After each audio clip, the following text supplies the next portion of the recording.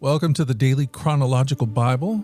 My name's Hunter, and we are reading through the Bible in chronological order as a single story.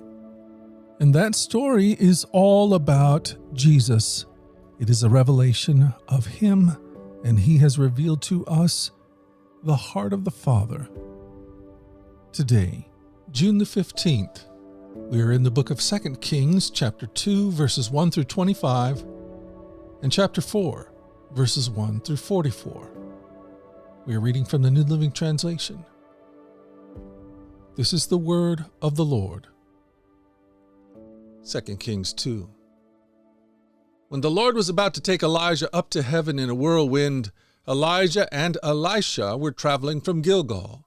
And Elijah said to Elisha, "Stay here, for the Lord has told me to go down to Bethel." But Elisha replied, "As surely as the Lord lives and you yourself live, I will never leave you." So they went down together to Bethel. The group of prophets from Bethel came to Elisha and asked him, "Did you know that the Lord is going to take your master away from you today?" "Of course I know," Elisha answered, "but be quiet about it."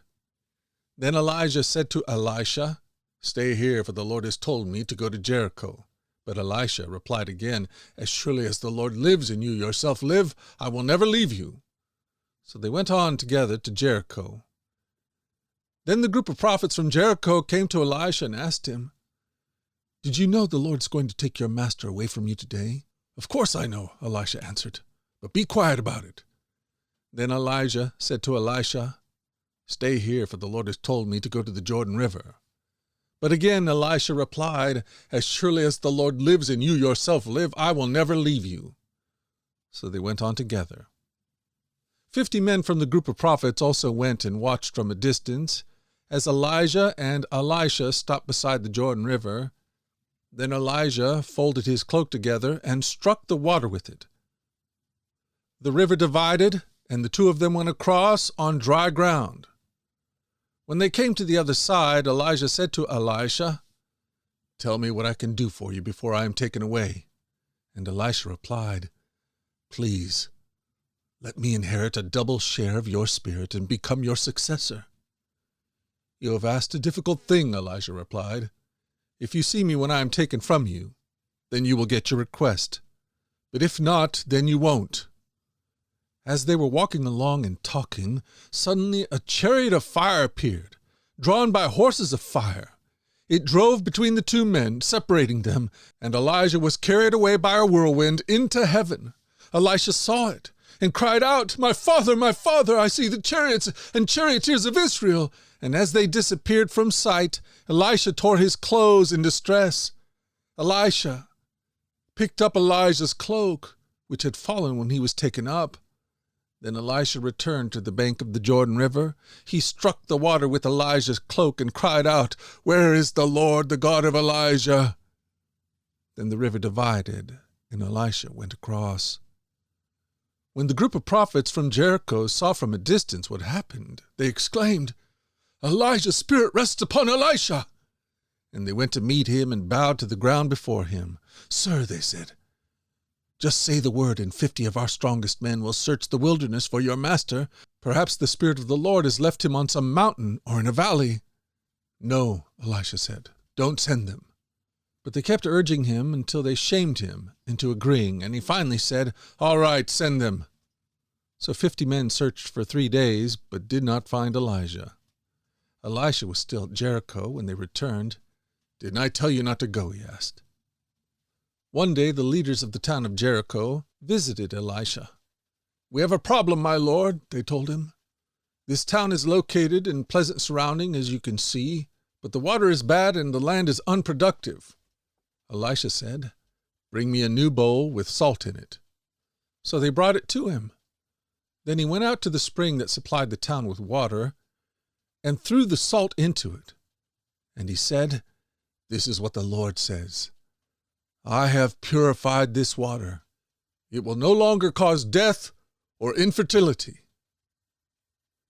And the water has remained pure ever since, just as Elisha said.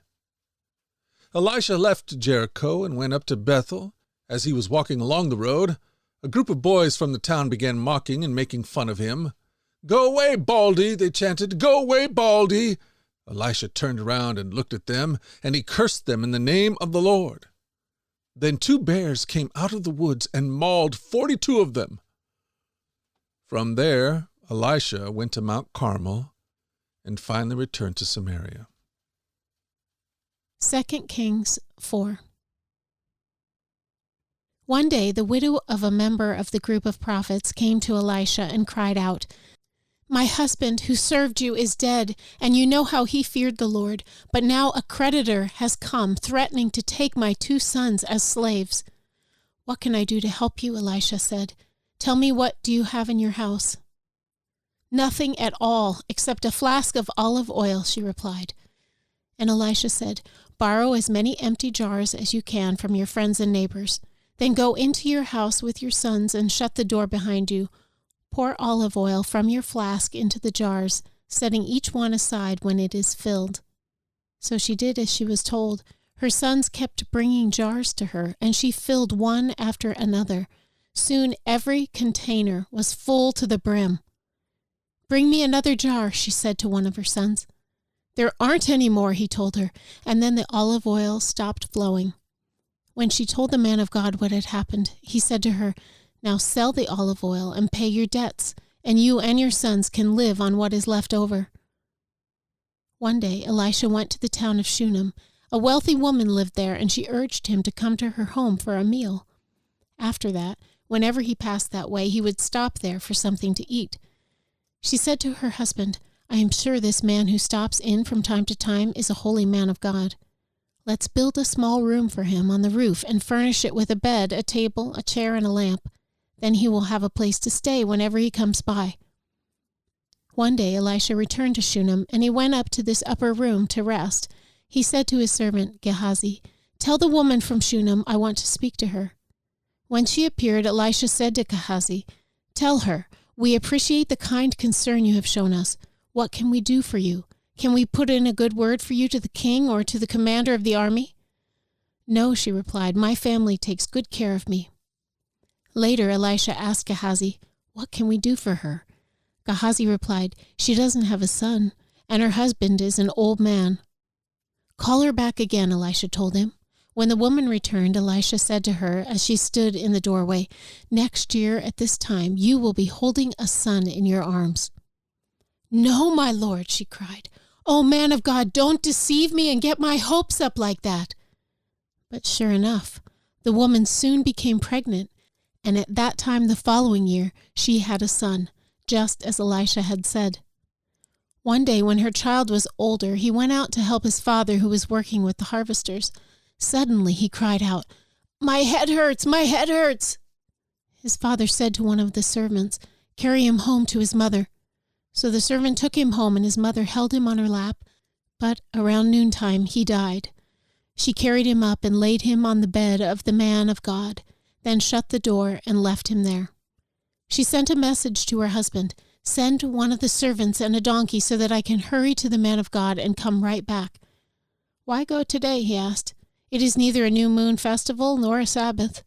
But she said, "It will be all right." So she saddled the donkey and said to the servant, "Hurry, don't slow down unless I tell you to." As she approached the man of God at Mount Carmel, Elisha saw her in the distance. He said to Gehazi, "Look, the woman from Shunem is coming. Run out to meet her and ask her, 'Is everything all right with you, your husband, and your child?'" "Yes," the woman told Gehazi, "everything is fine." But when she came to the man of God at the mountain, she fell to the ground before him and caught hold of his feet. Gehazi began to push her away, but the man of God said, "Leave her alone. She is deeply troubled, but the Lord has not told me what it is." Then she said, "Did I ask you for a son, my lord? And didn't I say, 'Don't deceive me and get my hopes up'?" Then Elisha said to Gehazi, "Get ready to travel. Take my staff and go.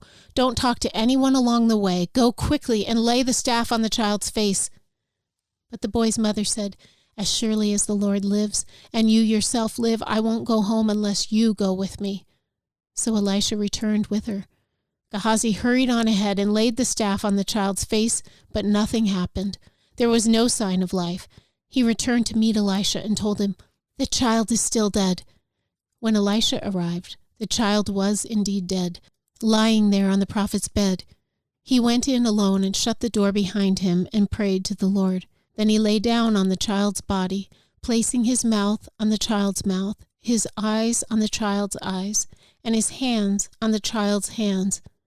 And as he stretched out on him, the child's body began to grow warm again. Elisha got up, walked back and forth across the room once, and then stretched himself out again on the child. This time the boy sneezed 7 times and opened his eyes. Then Elisha summoned Gehazi. "Call the child's mother," he said, and when she came in, Elisha said, "Here, take your son." She fell at his feet and bowed before him, overwhelmed with gratitude. Then she took her son in her arms and carried him downstairs. Elisha now returned to Gilgal, and there was a famine in the land. One day, as the group of prophets was seated before him, he said to his servant, "Put a large pot on the fire and make some stew for the rest of the group." One of the young men went out into the field to gather herbs and came back with a pocketful of wild gourds. He shredded them and put them into the pot without realizing they were poisonous. Some of the stew was served to the men, but after they had eaten a bite or two, they cried out, "Man of God, there's poison in the stew!" So they would not eat it. Elisha said, "Bring me some flour." Then he threw it into the pot and said, "Now it's all right. Go ahead and eat." And then it did not harm them. One day a man from Baal Shalishah brought the man of God a sack of fresh grain and 20 loaves of barley bread made from the first grain of his harvest. Elisha said, "Give it to the people so they can eat." "What?" his servant exclaimed. "Feed 100 people with only this?" But Elisha repeated, "Give it to the people so they can eat, for this is what the Lord says, everyone will eat, and there will even be some left over." And when they gave it to the people, there was plenty for all, and some left over, just as the Lord had promised.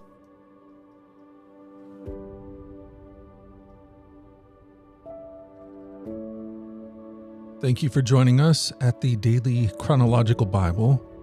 You can find out more about our other podcasts at dailyradiobible.com, where people from all around the world come to join us in this journey through the Scriptures, where we allow the Scriptures to point us to the God who is love, the God revealed to us fully in Jesus. Again, that website is dailyradiobible.com. Until tomorrow, let's go forward in God's joy. Let's let His joy be our strength.